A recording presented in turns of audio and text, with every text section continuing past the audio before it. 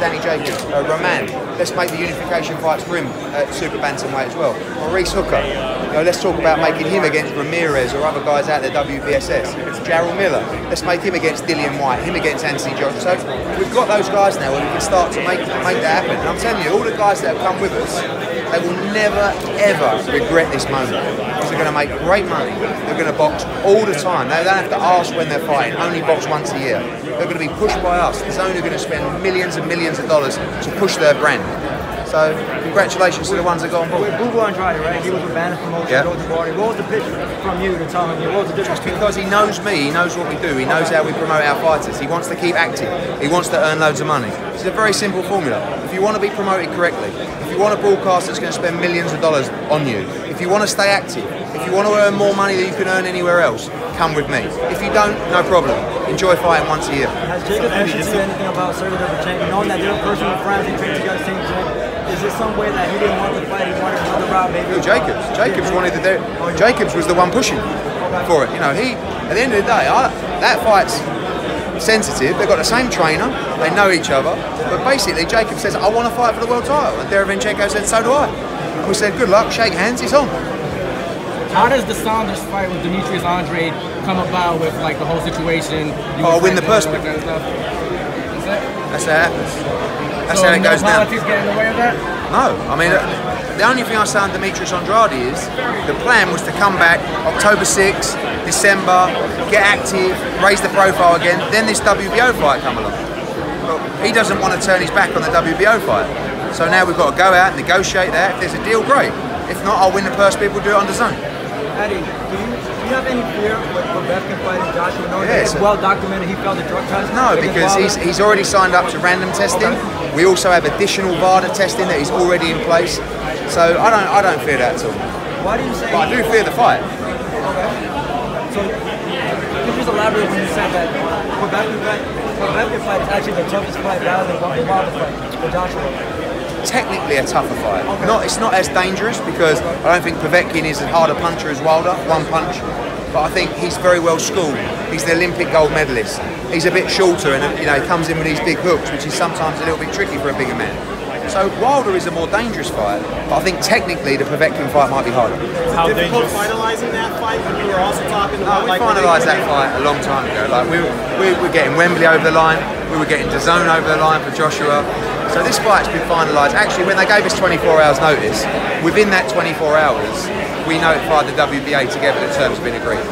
So what was the notice was just to know if the fight had been agreed? They said, we need to know from both sides that terms have been agreed and this is done. You agree terms and then you send them the contracts, which we followed all the rules of WBA. People, that was 3 weeks ago, this is bullshit. Eddie, what made it so easy negotiating a fight with Povetkin as opposed to Wilder? Because his team are more sensible. I believe he wants the fight, so it's very straightforward. Listen, the Povetkin fight's not as big as the Wilder fight, so obviously when you get a fight between two champions, it's always harder to bring those terms together. So it's easier to put a fight on between a challenger and a champion than it is two champions. But the Wilder fight is one that we feel must happen. And hopefully we get that for April 13th. Is there pressure from the other sanctioned bodies for Joshua to fight the Oh yeah. I mean, so a rather large baby behind you. Well, you're lucky I was there to control you. You know what I mean? Listen, I didn't want to mess my money up just yet. Yeah, exactly. Not yet. When we get in the ring. Is that spectacle good for the brand? Were you expecting that to happen? No, I was expecting. Listen, the thing you is, expect me to come. That's what you expected. Thought I was going to run away. This is the truth. Anthony Joshua is a great role model, but he's also a kid who loves to fight, and he's from the street, as both are. So when they get in each other's face, it only goes down one way. But Joshua weren't going to walk off the stage and go, all right, and he weren't going to take a backward step. And actually, when they walked out to the corridor, Anthony went, come on, and he went, all right, and they were walking off to go and do it in the street. But I want to get this guy millions of dollars for that kind of stuff. No freebies. See, the street fight was, I would have had him in a chokehold and wait till he tap out. I wouldn't mess up his pretty face yet. So, have him squeal like a little pig. He's around, he's doing interviews. Yeah, he'll be here, don't worry, you'll get him. Eddie, did you know? He didn't come all this way just to go home. Eddie, did you know any other details about that $50 million offer other than it was $50 million? No, the $50 million offer came from Deontay Wilder. So it's a bit like Jarrell Miller sending me a text saying I'll give you $50 million. I love him, but I'd like to see the colour of the money. Yeah, nor's Deontay Wilder. So listen, at the end of the day, that's said and done now. We've got to focus on the future.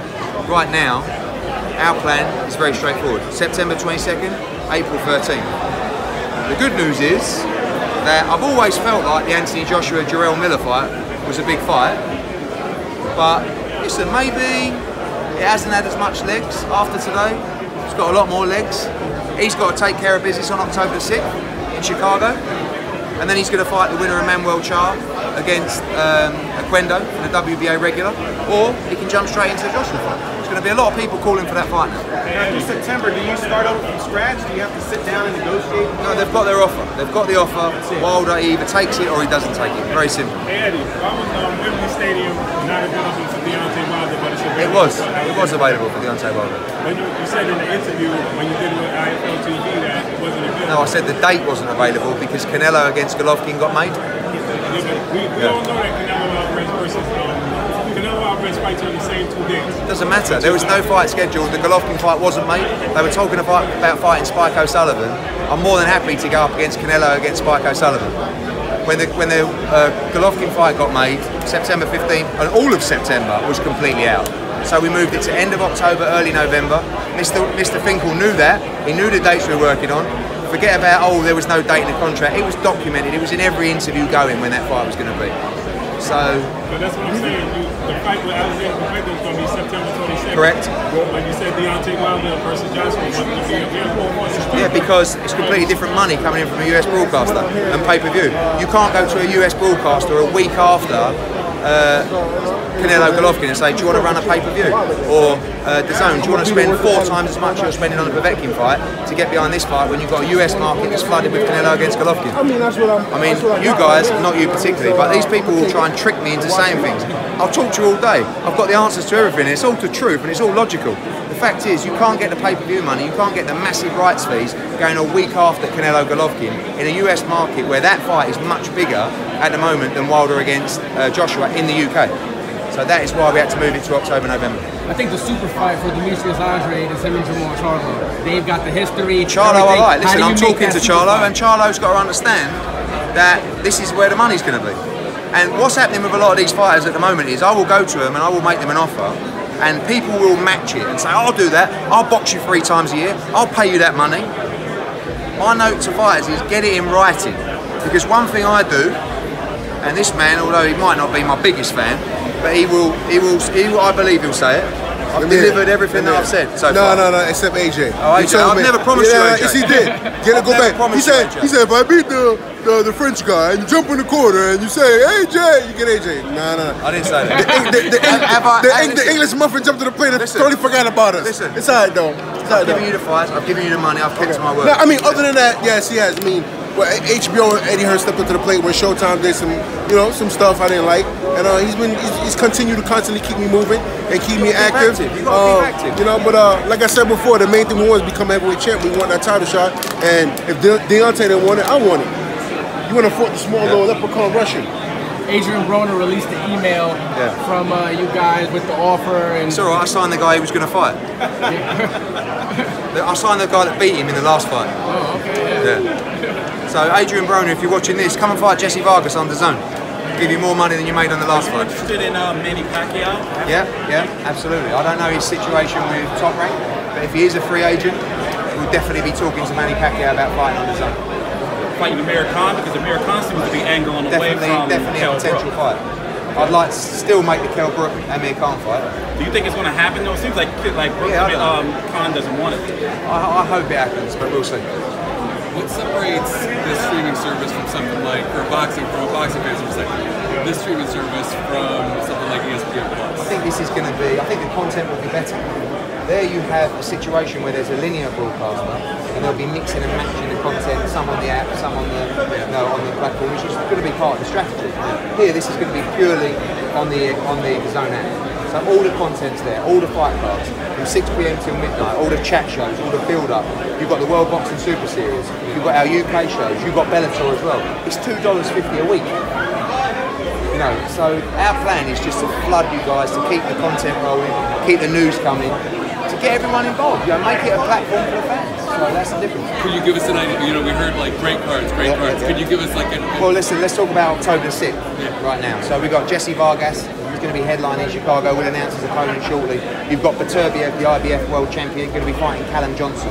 You've got Katie Taylor, going to be defending her 2 belts against Cindy Serrano. You've got Jarrell Miller, going to be on that card as well. You've got, looks like Demetrius Andrade is going to be on that fight, maybe even against Billy Joe Saunders. That's 6 championship fights already, starting at 6 p.m. These cards go, we have to make sure that these cards are stacked from top to bottom. Because if we're coming on at 6, it's not going to be, oh yeah, let's show this 4-rounder. Like, these have got to be stacked nights of boxing, where fight fans can sit down in their sofa, watch 5 hours or 6 hours of boxing and go, that was unbelievable, what great value. You know, you might have something on, in the day you might have the World Boxing Super Series, then you've got us from Chicago, you know, then you've got like Bellator the night after, then you've got, it's going to be peanuts. Eddie, so what did you think about Steven Espinoza tweeting out that Broner was getting paid more than that when, like, well, on the record, they have different numbers? in that case, he must be getting 1.5 million on the side somewhere. Which for Is me, that something that's I didn't going on in know. boxing Listen, behind the scenes that... maybe I don't know enough about the sport. I didn't think that was the right way to do business. I didn't even know if that was legal. But it's not for me to say. Now, one of the complaints among women's boxers is they say that when there's a women's fight on the card, they'll never put another